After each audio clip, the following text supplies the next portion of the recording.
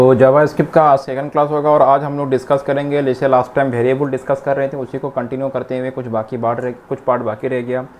जैसे तुम्हारा var तीनों कीवर्ड के बारे में, वेरिएबल जो क्रिएट करने का जो अलग अलग कीवर्ड होता है जैसे var, let और const, ये तीनों वेरिएबल के बारे में आज हम लोग थोड़ा प्रैक्टिकली समझेंगे। तो चलो मैं शुरू करता हूँ यहाँ पे। तो ऑलरेडी ये जो हम लोगों ने लास्ट टाइम थोड़ा सा कोडिंग करके रखा था, बेसिक कोडिंग तुम लोग को पता है। और यहाँ पे ये इसका हम लोग का जो साइट है इसको मैं इसका यहाँ पे लॉन्च करके रखा है, ठीक है।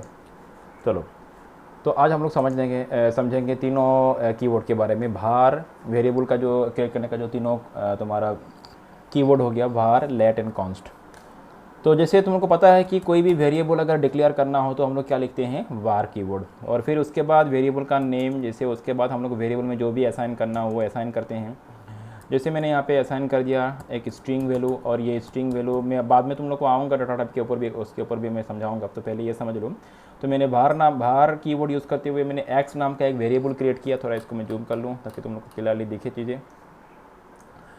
तो भार कीवर्ड यूज़ करते हुए मैंने x नाम का एक वेरिएबल क्रिएट किया और जिसमें मैंने डाटा कॉम को असाइन कर दिया, स्ट्रिंग वैल्यू मैंने असाइन कर दिया। तो ये तो नॉर्मल बात है कि वेरिएबल क्रिएट करने के लिए हम लोग भार कीवर्ड यूज़ करते हैं। और इसको भी मैं यहाँ पे टाइप कर दूँ डॉक्यूमेंट डॉट राइट, ठीक है। और यहाँ पे मैं इसका कीवर्ड का मैं जो वेरिएबल का नेम वो पास कर दूँगा। तो इससे एक बार इसको हम लोग जब वेरीफाई करके देख लेते हैं, यहाँ पे रिलोड करेंगे तो अच्छा मैंने इसको सेव नहीं किया, ठीक है। और उसके बाद फिर से यहाँ पे रिलोड करेंगे तो ये डाटा कॉम यहाँ पे शो हो रहा है।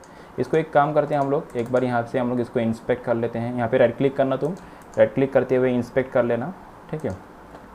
तो तुम्हारा इस तरह से नीचे एक कंसोल शो होगा। कंसोल में अगर कुछ भी एरर होता है वो हम लोग को यहाँ पे एरर शो करेगा, ठीक है। जस्ट वेट, मैं इसको साइड करता हूँ और इसको भी थोड़ा मैं छोटा कर लेता हूँ ताकि तुम लोग को क्लियरली दिखे दोनों ही स्क्रीन। एंड ये स्क्रीन को मैं यहाँ पे लाता हूँ इधर से, और इसको मैं थोड़ा इधर से लेते हुए यहाँ से उठा लेता हूँ। चलो दैट्स ऑल, अभी ठीक है। और इसको मैं थोड़ा बड़ा कर लेता हूँ, यहाँ पे भी थोड़ा मैं बड़ा कर लेता हूँ। चलो एंड मैं समझ लो यहाँ से एक हल्का सा को मैं सेव करता हूँ। Just wait. तो देखो यहाँ पे इस तरह से अगर मैं कुछ इरोर करूँगा तो यहाँ पे समझ में आएगा नहीं, क्योंकि जावास्क्रिप्ट में अगर तुम कुछ इरोर कंडीशन क्रिएट होता है तो यहाँ पे शो नहीं होता है ब्राउज़र में। तो उसको हम लोग इस तरह से कंसोल में जाके इंस्पेक्ट करते हुए कंसोल में जाके उसको चेक कर सकते हैं अगर कुछ इरोर हुआ तो मेरा कोडिंग में इरोर है तो मिसिंग ये दिखा रहा है क्या इरोर है, ठीक है। तो इस तरह से तुम लोग इसको देख सकते हो। तो चलो हम लोगों ने ये 3 स्क्रीन ओपन कर लिया। यहाँ पे कोडिंग करेंगे, यहाँ पे रिजल्ट देखेंगे, यहाँ पे अगर कुछ भी इरोर हो रहा है तो उसको भी हम लोग यहाँ पे वेरीफाई करेंगे। तो चलो सबसे पहले तो हम लोग डिस्कस कर रहे थे भार कीवर्ड के बारे में। तो अच्छा, कीवर्ड के वेरिएबल क्रिएट करने का 3 कीवर्ड हो गया, भार, लेट एंड कॉन्स्ट। तो भार समझ में आ चुका है। तो यहाँ पे तो देखो जैसे भार कीवर्ड हम लोग यूज़ करते हैं वेरिएबल क्रिएट करने के लिए। बाकी और 2 कीवर्ड हो गया उसका भी काम वही होता है। और यहाँ पे इसको हम लोग चलो एक बार पहले कमेंट कर लेते हैं। पहले इसको मैं एक बार कमेंट कर लेता हूँ। मैं फिर से और एक मैं वेरिएबल क्रिएट करता हूँ। This time I will use let keyword, okay. Let keyword use करते हुए मैं इसका नाम दे दिया x, वेरिएबल का नाम मैंने दिया y। एंड इसमें भी मैं क्या करता हूँ, एक वैल्यू असाइन करता हूँ। मैं तीनों का फ़र्क समझाऊंगा धीरे धीरे, जब देखते जाओ। तो पहले मैंने var कीवर्ड यूज़ करते हुए एक वेरिएबल क्रिएट किया जिसमें मैंने डाटा कॉम नाम से एक स्ट्रिंग वैल्यू असाइन किया, और जो कि सही से मेरा मतलब एक वेरिएबल क्रिएट हो गया और उसमें डाटा भी वैल्यू भी असाइन हो गया। अभी हम लोग वही काम रिपीट कर रहे हैं। फिर से हम लोग और एक वेरिएबल क्रिएट कर रहे हैं, इस बार यूजिंग लेट कीवर्ड। तो इस बार भी देखते हैं क्या होता है। और यहाँ पे हम लोग इसको प्रिंट करेंगे y को और चेक करेंगे। इसको सेव कर लेते हैं यहाँ पे, और यहाँ पे देखो इसको आते हुए तो ये डाटा कॉम शो हो रहा है, कोई इशू नहीं है, मतलब सब कुछ सही है और यहाँ पे भी कोई एरर नहीं है, ठीक है। तो ये भी जैसे भार कीवर्ड की मदद से हम लोग कोई वेरिएबल क्रिएट कर रहे थे, वही उसी तरह हम लोग लेट कीवर्ड की मदद से भी क्या कर रहे हैं, एक वेरिएबल क्रिएट कर रहे हैं। तो इसमें कोई फ़र्क नहीं है, तीन दोनों में सेम है, लेकिन फ़र्क बाद में आएगा। फिर हम लोग क्या करेंगे, अभी इसको भी मैं कमेंट आउट कर लेता हूँ और मैं और एक इस बार वेरिएबल क्रिएट करता हूँ यूजिंग कॉन्स्ट कीवर्ड, कॉन्स्ट, ठीक है। और इसका मैंने नाम दे दिया z, और यहाँ पे भी मैं वैल्यू असाइन करता हूँ डाटा कॉम, ठीक है। डाटा कॉम मैंने वैल्यू असाइन कर दिया। मैंने इस बार मैं कॉन्स्ट वेरिएबल यूज़ करते हुए कॉन्स्ट कीवर्ड यूज़ करते हुए मैं एक वेरिएबल क्रिएट कर रहा हूँ z नाम से, और वहाँ पे मैंने वैल्यू असाइन किया डाटा कॉम। इस बार मैं इसको भी शो करा रहा हूँ। तो यहाँ पे आके चेक करो, तो ये भी यहाँ पे देखो, सॉरी ये z होगा। इसको मैं सेव करते हुए यहाँ पे इसको रिलोड करता हूँ तो ये भी सही आ रहा है, यहाँ पे भी कोई इशू नहीं आ रहा। चलो इसको मैं थोड़ा ताकि तुमको समझ में ना, यहाँ पे क्योंकि मैंने सेम नाम दे दिया, मैं डाटा कॉम 1 करता हूँ ताकि समझ में आए कि यहाँ पे मैंने ये इस कीबोर्ड से ही आ रहा है, तो चलो इसको रीबोर्ड करता हूँ। तो देखो ये टाटा कॉम 1, ठीक है। अच्छा तो ये तीनों वेरिएबल क्या कर रहा है, तीनों, अच्छा तो बाबा मैं वेरिएबल बोल रहा हूँ, ये तीनों कीवर्ड की मदद से हम लोग क्या कर रहे हैं, एक ही काम कर रहे हैं, वेरिएबल क्रिएट कर रहे हैं। तो इसमें कुछ फ़र्क समझ में आ नहीं रहा है, तीनों वेरिएबल का एक ही काम है, लेकिन फ़र्क है। पहला, अभी मैं फ़र्क एक एक करके समझाऊंगा। पहले मैं तुम्हारा ये वार एंड लेट के बीच में एक बेसिक फ़र्क है, पहले मैं वो समझा लूँ, बाद में बाकी फ़र्क में आऊँगा। वार एंड लेट के बीच में भार कीवर्ड यूज़ करते हुए जो वेरिएबल क्रिएट करेंगे और लेट कीवर्ड यूज़ करते हुए जो वेरिएबल क्रिएट में, इसमें फ़र्क क्या है, पहले मैं उसमें आ रहा हूँ, ठीक है। तो देखो मैंने इसको मैं अनकमेंट कर रहा हूँ, तो मैं फिर से यहाँ पे आ रहा हूँ। भार कीवर्ड यूज़ करते हुए मैंने एक वेरिएबल क्रिएट किया जिसका नाम एक्स, जहाँ में मैंने एक स्ट्रिंग वैल्यू असाइन किया डाटा कॉम, ठीक है। फिर मैं इस ये जो वेरिएबल है, इस वेरिएबल में फिर से मैं एक अलग से डाटा असाइन कर रहा हूँ, मैंने नाम दे दिया इंस्टीट्यूट, ठीक है। मतलब क्या कर रहा हूँ मैं, भार कीवर्ड यूज़ करते हुए मैंने उसमें एक एक्स वेरिएबल क्रिएट किया और इसमें वैल्यू असाइन किया डाटा कॉम। फिर से मैं उसी को मैं क्या कर रहा हूँ, रीअसाइन कर रहा हूँ, उसमें मैं फिर से मैं एक नया से वैल्यू दे रहा हूँ, इंस्टीट्यूट नाम का मैं एक स्ट्रिंग वैल्यू दे रहा हूँ। तो देखते हैं क्या होता है। तो यहाँ पे देखना, जो पुराना वाला वैल्यू जो एक्स वेरिएबल में स्टोर्ड था वो क्या हो जाएगा, ओवरराइट होके नया वाला वैल्यू यहाँ पे आके असाइन हो जाएगा। चलो इसको सेव करते हैं, रीलोड करके देखते हैं। अच्छा यहाँ पे क्या हो रहा है, देखो मैंने ये जो है डॉक्यूमेंट डॉट राइट में मैंने z दिया है, मुझे यहाँ पे लिखना है क्या, x, ठीक है। चलो फिर से सेव करते हैं यहाँ पे और इसको रीलोड करते हैं। तो देखो यहाँ पे क्या आ रहा है, इंस्टीट्यूट।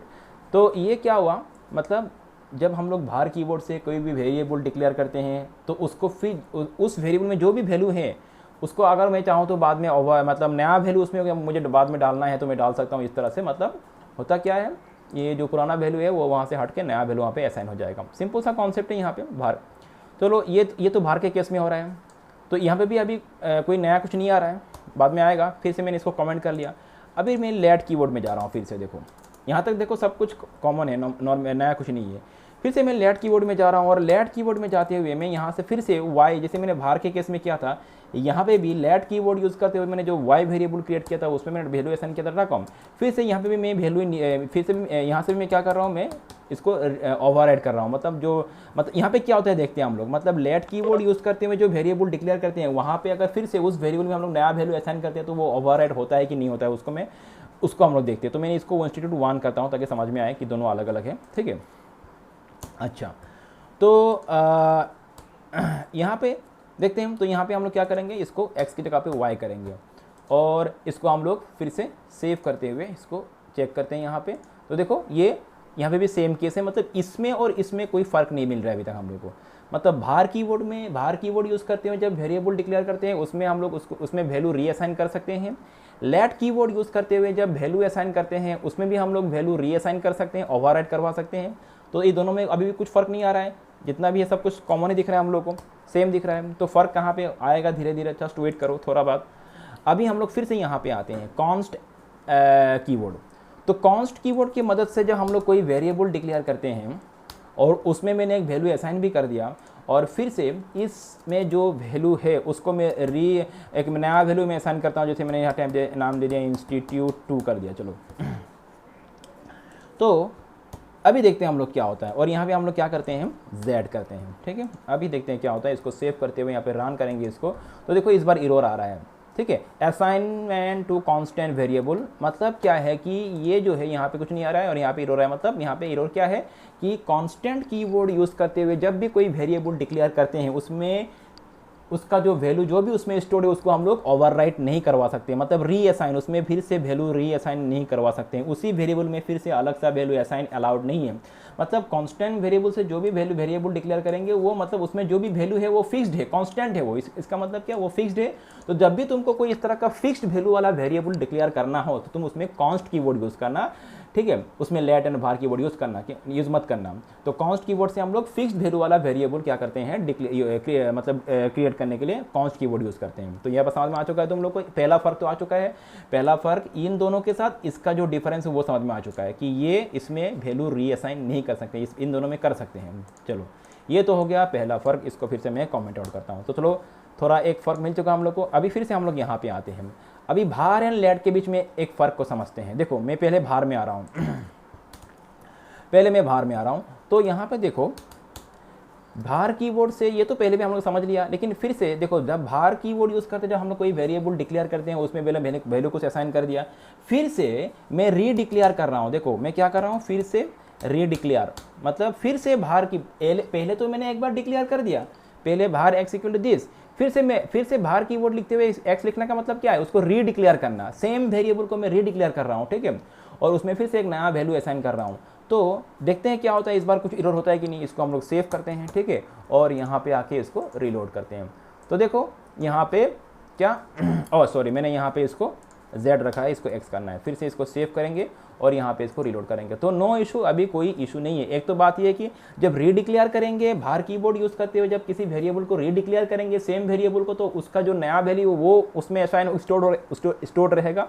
और सेकेंड बात है, ये रीडिक्लेयर भी यहाँ पे अलाउड है, यूजिंग भार कीवर्ड रीडिक्लेयर्ड अलाउड है, इसीलिए कोई एरर नहीं आ रहा है, ठीक है।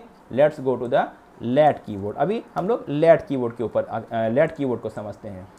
चलो, तो लेट कीवर्ड में क्या करते हैं, देखो वही काम को हम लोग रिपीट करते हैं जो हम लोगों ने भार कीवर्ड के साथ किया था, कि यहाँ पे फिर से मैं लेट कीवर्ड यूज़ करते हुए मैं यहाँ पे फिर से ये काम कर रहा हूँ कि देखते हैं इस बार क्या होता है। तो लेट कीवर्ड यूज़ करते मैं फिर से वही y वेरिएबल को रीडिक्लेयर कर रहा हूँ, और देखते हैं यहाँ पे क्या होता है। चलो यहाँ पे हम लोग क्या लिखेंगे, y, और इसको सेव करते हुए फिर से इसको रिलोड करेंगे। दिस टाइम एरर आ रहा है, ठीक है, y has already been declared. मतलब ये समझ में आ रहा है कि लेट कीवर्ड यूज़ करते हुए एक वेरिएबल को एक ही बार डिक्लेयर कर सकते हैं, सेकेंड टाइम हम लोग उसको रीडिक्लेयर नहीं कर सकते हैं, वेरेज भार कीवर्ड से ये पॉसिबल है। तो ये पहला फ़र्क समझ में आ चुका है भार एंड लेट के बीच में, ठीक है। तो ये हो गया कुछ डिफरेंसेस। तो कॉन्स्ट, लेट, भार, लेकिन यहीं पे ख़त्म नहीं हुआ है, ठीक है। एंड और कॉन्स्ट कीवर्ड जो है, अच्छा ये तो समझ में आ चुका है यहाँ पे, इसको मैं कमेंट आउट करता हूँ। और कॉन्स्ट कीवर्ड के साथ दोनों ही अलाउड नहीं है, दोनों मतलब उसमें वैल्यू रीअसाइन भी अलाउड नहीं है और रीडिक्लेयर भी अलाउड नहीं है। चलो इसको देखते हैं हम लोग एक बार, कॉन्स्ट जेड करते हैं हम लोग, कॉन्स्ट जेड, ठीक है। तो जैसे मैं यहाँ पे पहले तो वैल्यू रीअसाइन भी अलाउड नहीं था पहले, तो अभी हम लोग क्या कर रहे हैं, इसको रीडिक्लेयर कर रहे हैं। तो देखते हैं ये अलाउड है कि नहीं। तो इसको सेव करते हैं, यहाँ पे इसको रीलोड करते हैं, देखो ये भी अलाउड नहीं है। तो कॉन्स्ट कीवर्ड के साथ ना रीडिक्लेयर अलाउड है, ना रीअसाइन वैल्यू रीअसाइन अलाउड है, तो दोनों ही अलाउड नहीं है। सो ये हो गया, ये तीनों के बीच में क्या क्या फ़र्क है जो तुम लोग को समझ में आ चुका है शायद।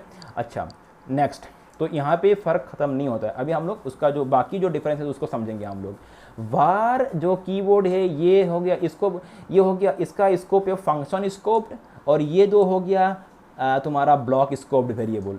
तो अभी समझ में आएगा नहीं, जब मैं प्रैक्टिकली कराऊंगा तो समझ में आ जाएगा। जस्ट अभी मैं जस्ट इसका थ्योरी बोल रहा हूँ कि भार कीवर्ड जो है वो हो गया function scoped, and let and const keyword जो हो गया वो हो गया तुम्हारा क्या बोलते हैं, ब्लॉक स्कोप्ड, ठीक है। समझते हैं हम लोग क्या है फंक्शन स्कोप्ड, क्या है ब्लॉक स्कोप्ड।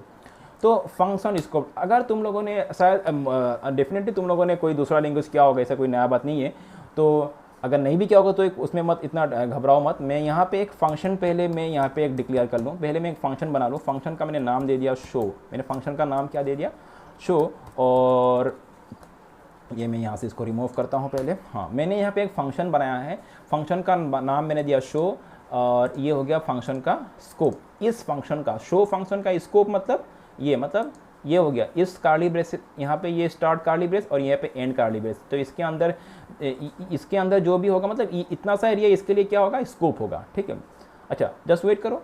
एंड फिर मैं एक काम करता हूँ, इस फंक्शन ये तो हो गया फंक्शन डिक्लेरेशन। फिर फंक्शन कॉल करने के लिए मैं यहाँ पे टाइप करूँगा शो। बाद में तुम लोग को ऐसे फंक्शन मिलेगा तो घबराओ मत, अभी जस्ट मैं इसको समझाने के लिए मैं यूज़ कर रहा हूँ फंक्शन का कॉन्सेप्ट। तो मैंने फंक्शन को कॉल कर दिया, फंक्शन को कॉल करने के लिए मैंने जस्ट फंक्शन का नेम दे दिया। और मैं यहाँ पे एक काम करता हूँ, फंक्शन को मैं इसमें एक मैं पैरामीटर असाइन करता हूँ। जैसे मैंने दे दिया डाटा, ठीक है, मैंने लिख दिया डाटा, कुछ भी लिख दो, मैंने डाटा लिख दिया यहाँ पे। और फंक्शन के अंदर मैं एक स्टेटमेंट लगाता हूँ, ईफ स्टेटमेंट, ठीक है, ईफ स्टेटमेंट, ताकि समझा सको तुम लोग को मैं क्लियरली, ईफ स्टेटमेंट। और ये हो गया, अच्छा चलो, और इसमें मैं पास करता हूँ डाटा को। अच्छा, और यहाँ पे मैं पास कर देता हूँ ट्रू। चलो अभी मैं समझाऊंगा तुम लोगों को। मैंने एक फंक्शन बनाया है, फंक्शन का नाम है शो, इसके अंदर एक पैरामीटर है जो कि डाटा है, और इस फंक्शन के अंदर एक इफ़ नाम का एक तुम्हारा क्या है, मेरा इफ़ स्टेटमेंट मैंने यूज़ करके रखा है। और ये जो हो गया, ये यहाँ से इस कार्ली ब्रैकेट से लेके यहाँ तक ये हो गया इफ़ का स्कोप, ठीक है। इफ तो कोई फंक्शन नहीं है, तो यहाँ पे देखो ये एक स्टेटमेंट है, तो यहाँ पे ये हो गया ब्लॉक, इसको हम लोग बोलेंगे ब्लॉक। इतना सा एरिया इस काली ब्रेस से लेके यहाँ तक ये क्या है, एक ब्लॉक हो गया। और यहाँ से लेके ये तो फंक्शन का है ना, पहला वाला, यहाँ इसको छोड़ोगे तो ये यहाँ से लेके यहाँ तक ये किसका स्कोप है, फंक्शन का। तो this is function scope, this is, ये इतना सा एरिया हो गया मतलब फंक्शन का स्कोप। मतलब यहाँ पे अंदर में जो भी आएगा सब कुछ फंक्शन का ही स्कोप होगा, इसके अंदर में जो भी आएगा सब फंक्शन का ही होगा। और ब्लॉक का कितना होगा, बस इतना से लेके इतना तक, इसके अंदर जो भी लिखेंगे वो ब्लॉक स्कोप होगा, ब्लॉक स्कोप के अंदर आएगा। चलो, तो यहाँ पे मैं जस्ट ट्रू पास कर रहा हूँ, एक वैल्यू पास कर रहा हूँ ट्रू, ये बुलियन वैल्यू है। तो जब ट्रू पास करूँगा ये ट्रू यहाँ पे आ जाएगा। तो इफ़ ट्रू, अगर ट्रू होता है तो क्या होगा, तो देखो ये बाद में समझ में आएगा तुम लोग को, जस्ट समझ लो अभी ये फंक्शन स्कोप और ब्लॉक स्कोप का मतलब क्या है उसको समझ लो पहले। तो मैं यहाँ पे टाइप करता हूँ डॉक्यूमेंट, फिर से वही टाइप करता हूँ मैं डॉक्यूमेंट डॉट राइट, मैं यहाँ पे फिर से वही काम कर रहा हूँ डॉक्यूमेंट डॉट राइट। एंड यहाँ पे मैं पहले तो मैं वेरिएबल को डिक्लेयर कर लूँ। तो मैं यहाँ पे var कीवर्ड यूज़ करते हुए एक वेरिएबल डिक्लेयर कर रहा हूँ जिसमें मैं असाइन कर रहा हूँ डेटाकॉम, ठीक है, डेटाकॉम। चलो अच्छा, और इसमें पे पास कर रहा हूँ x। तो ये जो var मैंने वेरिएबल डिक्लेयर किया, ये var वेरिएबल मैंने जो डिक्लेयर किया, देखो इसको मैंने कहाँ var जो वेरिएबल मैंने डिक्लेयर किया ये तुम्हारा ब्लॉक के अंदर है, ठीक है। ये किसके अंदर है, ब्लॉक के अंदर है। और मैं ब्लॉक के अंदर ही इसको एक्सेस कर रहा हूँ। यहाँ पे ये मैंने डॉक्यूमेंट डॉट राइट एक्स लिखा, मतलब ये जो मैंने वेरिएबल यहाँ पे डिक्लेयर किया इसको मैं ब्लॉक के अंदर ही एक्सेस कर रहा हूँ, यूज़ कर रहा हूँ। तो चलो इसमें अभी होना क्या चाहिए, सिंपल सा बात है, डेफिनेट बात है कि यहाँ पे अगर इसको रन करेंगे तो क्या होगा, सिंपल सा तुम्हारा डाटाकॉम प्रिंट हो जाएगा, ठीक है। तो ये डाटाकॉम प्रिंट हो रहा है, कोई इशू नहीं है यहाँ पे, सिंपल से डाटाकॉम प्रिंट हो रहा है यहाँ पे। तो लेकिन अभी समझेंगे हम लोग स्कोप क्या है। अच्छा, तो ये ब्लॉक के अंदर मैंने लिखा, ठीक है। अच्छा, अभी मैं एक काम करता हूँ, ये जो है इसको यहाँ पे ना लिखते हुए मैं इसको बाहर लिखता हूँ, ठीक है। इसको मैं यहाँ पे लिखता हूँ, कहाँ पे, बाहर लिखता हूँ। फिर मैंने इसको सेव किया, मैं इसको डाटाकॉम 1 कर रहा हूँ ताकि तुम लोग को समझ में आए फ़र्क। फिर मैं रन कर रहा हूँ, तो देखो नो इशू, ये डाटाकॉम 1 प्रिंट हो जा रहा है। तो मैं इसको क्रिएट किया ब्लॉक के अंदर, यूज़ कर रहा हूँ ब्लॉक के बाहर, देखो ब्लॉक के बाहर लेकिन फंक्शन के अंदर ही है, ये यूज़ कर रहा हूँ ब्लॉक के बाहर लेकिन ये फंक्शन के अंदर ही है। चलो ये तो हो गया var कीवर्ड का बात। तो मैंने बोला नेक्स्ट क्या है, पहले हम लोग कर लेते हैं उसको लेट।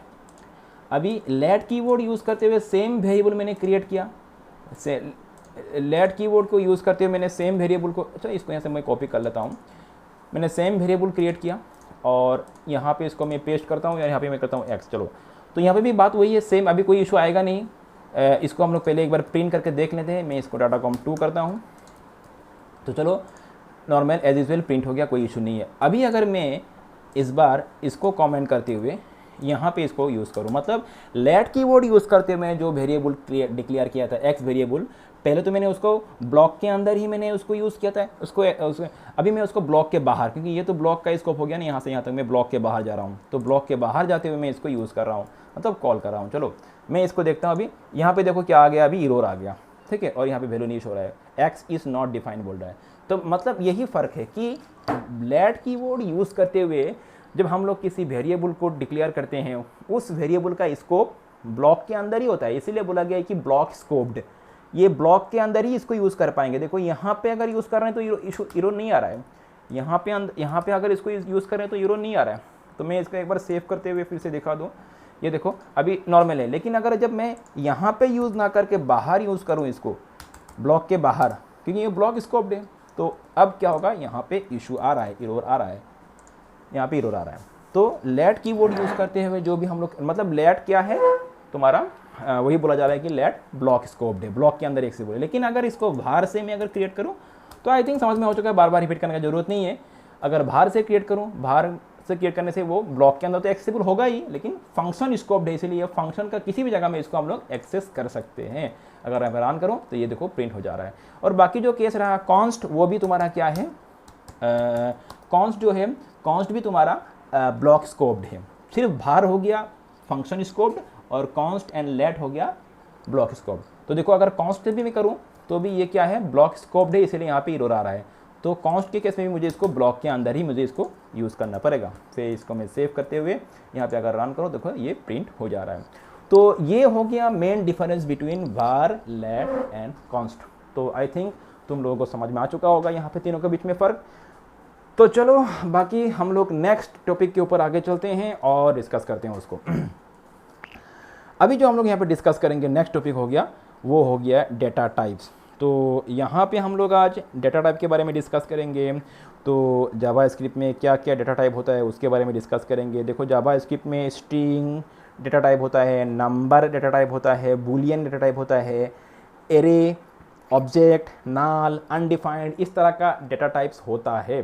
चलो बिना बोलते हुए प्रैक्टिकली उसको समझते हैं, टाइम वेस्ट ना करते हुए। एंड तो डेटा टाइप को समझने के लिए मैं यहाँ से इन सब को यहाँ से मैं उठा दूँ और मैं अभी सबसे पहले एक var कीवर्ड यूज़ करते हुए मैं एक वेरिएबल यहाँ पे क्रिएट करता हूँ जिसमें मैं वैल्यू असाइन करता हूँ। लास्ट टाइम जैसे मैं तुमको समझाया था कुछ बारे में डाटा टाइप के बारे में कुछ थोड़ा बहुत समझाया था, लेकिन इस बार थोड़ा डिटेल्स में समझते हैं उसको हम लोग। चलो तो मैं यहाँ पे डबल कोट्स के अंदर मैं लिखता हूँ अनिल, ठीक है। तो मैंने x नाम का जो वेरिएबल, डाटा कौन सा है, ये डाटा है।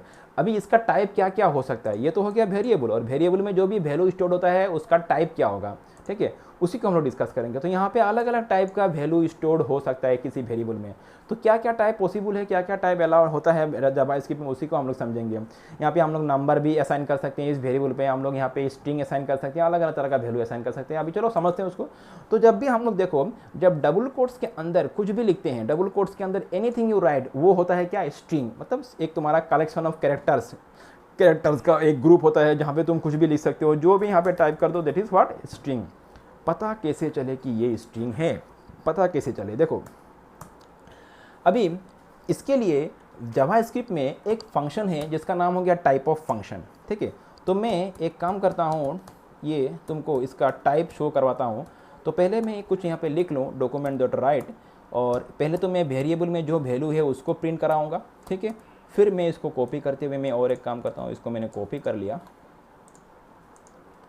यहाँ पे मैंने पेस्ट कर दिया, और मैं एक न्यू लाइन लगाता हूँ। तुम लोग को मैं लास्ट टाइम समझाया था, हम लोग डबल कोट्स के अंदर HTML का टैग यूज़ कर सकते हैं BR लगाते हुए।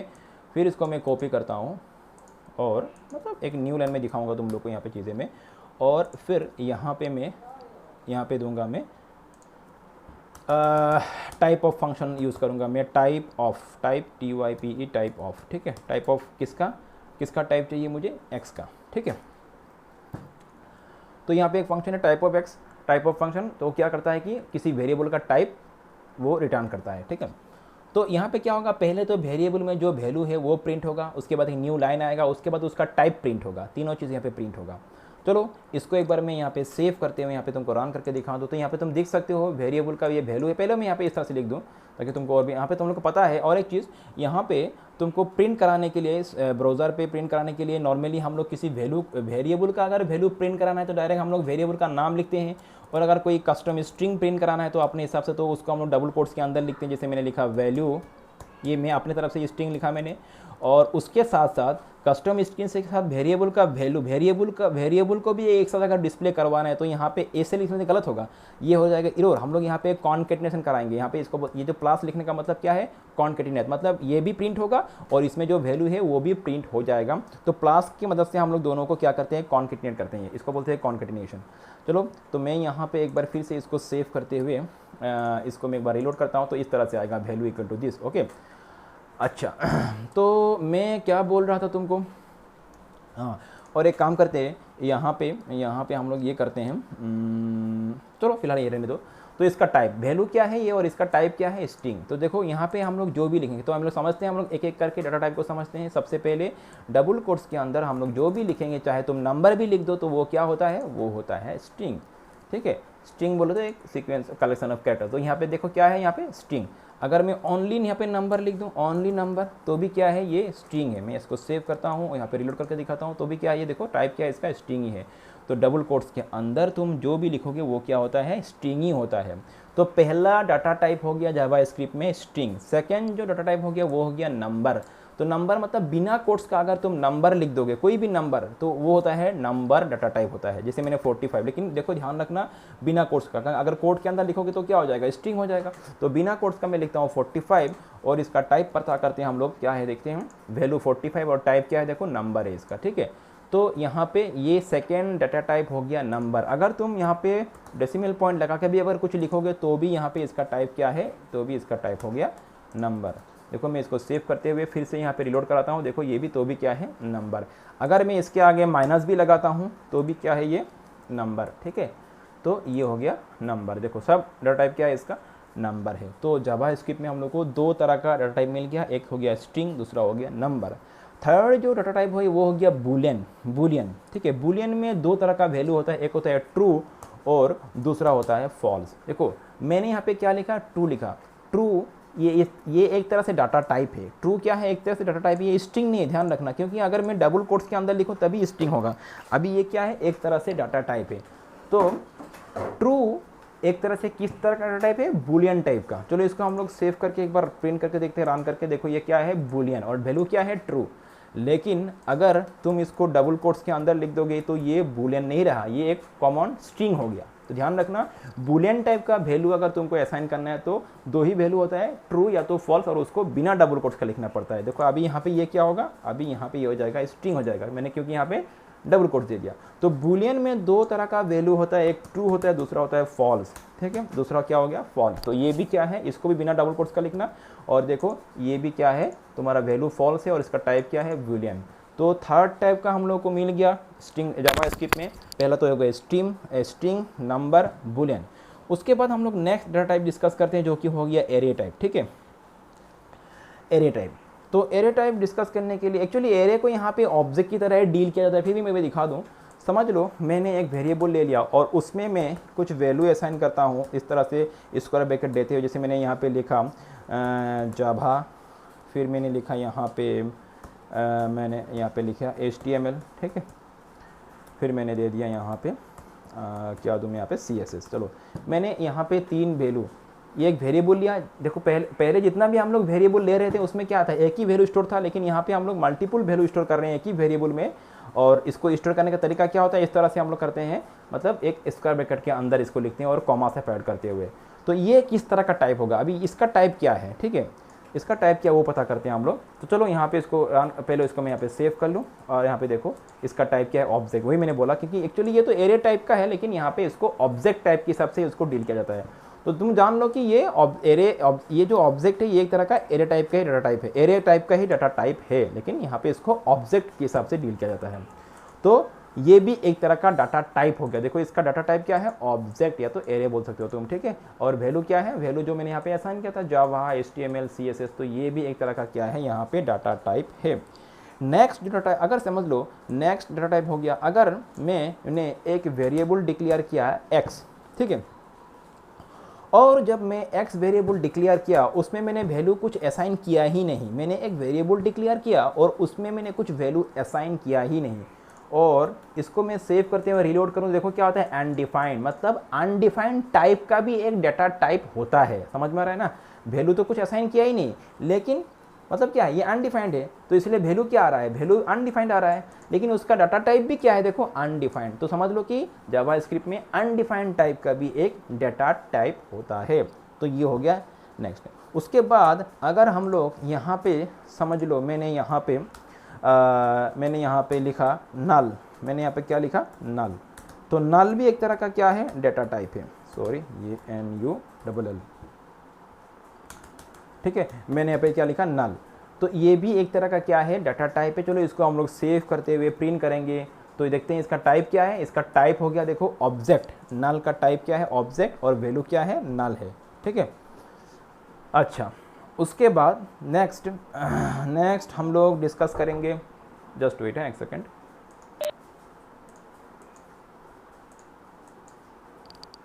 तो ये भी एक तरह से तुम्हारा क्या हो गया, डाटा टाइप हो गया। चलो और एक तरह का होता है जिसको बोलते हैं ऑब्जेक्ट, और एक तरह का क्या है, वो भी ऑब्जेक्ट टाइप का ही है।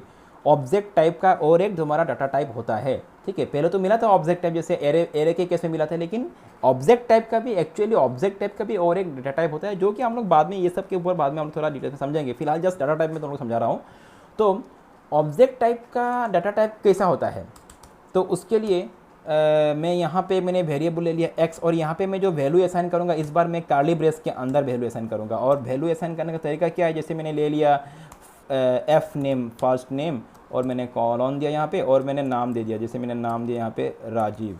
ठीक है, मैंने नाम दे दिया राजीव, फिर कॉमा दिया मैंने, उसके बाद एल नेम मतलब लास्ट नेम, फिर मैंने यहाँ पे कॉलन दिया, और फिर मैंने उसका राजीव मैंने दे दिया कुमार, लास्ट नेम मतलब कुमार हो गया। ठीक है अच्छा, ये भी एक तरह का डेटा टाइप है। ये जो मैं लिखने का पैटर्न तुम यहाँ पे देख रहे हो, ये भी एक तरह का टाइप है। यहाँ पे क्या होता है, काली ब्रेस के अंदर जो ये हो गया, ये हो गया, ये मतलब इसमें वैल्यू क्या है, वैल्यू हो गया ये और ये राजीव एंड कुमार, और ये क्या है, ये इससे जुड़ा हुआ एक की है, KEY की, इसको तुम समझ सकते हो। ठीक है, इसका की क्या है, एफ नेम, इसका की क्या है, एल नेम, तो राजीव का की क्या है, मतलब ये एक तरह से की है, की मतलब KEY की, वो उसका बात बोल रहा हूँ मैं। ठीक है, तो ये भी एक तरह का डेटा टाइप है, जहाँ पे क्या होता है, की होता है उसका एक वैल्यू होता है, फिर की होता है उसका एक वैल्यू होता है, कॉमा सेपरेट करते हुए। ठीक है, तो ये भी एक तरह का डाटा टाइप है, और इसका टाइप क्या है, ऑब्जेक्ट टाइप है, और इसका वैल्यू भी यहाँ पे ऑब्जेक्ट ही शो करेगा। मैं एक बार रन करके दिखाता हूँ, क्योंकि आप, मैं एक बार जब इसको सेव करते हो तुम लोग को रन करके दिखाता हूँ। मैं इसको सेव कर रहा हूँ, रन करता हूँ, देखो यहाँ पे वैल्यू क्या दिखा रहा है, टाइप तो ऑब्जेक्ट है सही है, लेकिन वैल्यू भी ऑब्जेक्ट शो कर रहा है। लेकिन इसका एक्चुअल वैल्यू को कैसे गेट करना है वो अभी नहीं, आज के क्लास में नहीं, हम लोग आने वाले क्लास में डिस्कस करेंगे। इसका एक्चुअल वैल्यू यहाँ पे शो नहीं कर रहा है। एक्चुअल वैल्यू क्या है, राजीव है, कुमार है, वो शो नहीं कर रहा है। यहाँ पे क्या दिखा रहा है, ऑब्जेक्ट दिखा रहा है, वैल्यू का नाम भी ऑब्जेक्ट आ रहा है। ठीक है, इसको गेट करने का तरीका अलग होता है, लेकिन टाइप को तुम देखो, अभी हम लोग टाइप समझ रहे हैं, इसलिए टाइप क्या है, इसका ऑब्जेक्ट ही है। तो हम लोग को यहाँ पे ये सब डेटा टाइप मिला, क्या क्या, शुरू से लेके जैसे स्ट्रिंग है, उसके बाद नंबर है, उसके बाद बुलियन, उसके बाद नल है, उसके बाद अनडिफाइंड है, और उसके बाद एरिया टाइप का है। तो ये सब टाइप का डाटा टाइप होता है तुम्हारा इसमें जावास्क्रिप्ट में। तो इतना ही आज के क्लास में, बाकी मैं नेक्स्ट क्लास में कंटिन्यू करूँगा, जो मैंने सिखाया था उसके ऊपर तुम लोग प्रैक्टिस करो। तो कोई सबको समझ में आ गया, क्लियर ना? ओके। सर एक्चुअली आपने बोला था मुझे